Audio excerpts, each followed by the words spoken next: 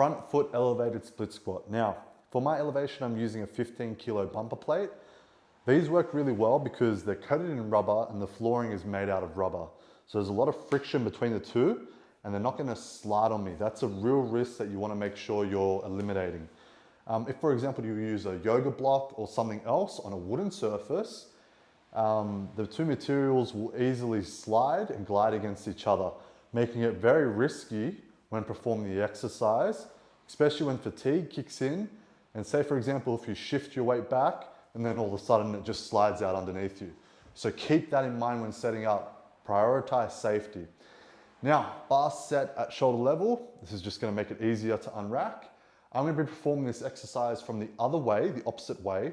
However, when you perform this exercise, make sure you're facing the rack, unrack, perform your exercise, and then re-rack. The reason we always face the rack is so that we can see where we're going when we're putting the bar back. This is the safest way to do it.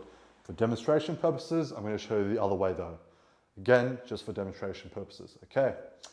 So, setting your grip, making sure your hands are even, coming underneath the bar, pinning your shoulder blades back to create a shelf for the bar. Back, this also helps with promoting posture.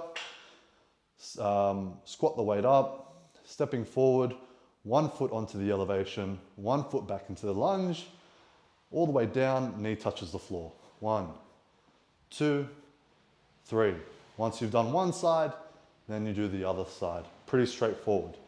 If you need to, in between sides, you can take a small 30-second break, re-rack the weight, and then do the other side, especially if fatigue is really limiting you. You know, if you've done this side and then you try to do the other side and it's distracting you from performing the exercise effectively on the other side. Other than that, focus on your posture. Don't allow your chest to collapse. Make sure you're going all the way down, that your knee is touching the floor, not hitting the floor, just touching the floor. You don't want to be aggressive about it. And lastly, just focus on control and don't use any momentum when performing this exercise.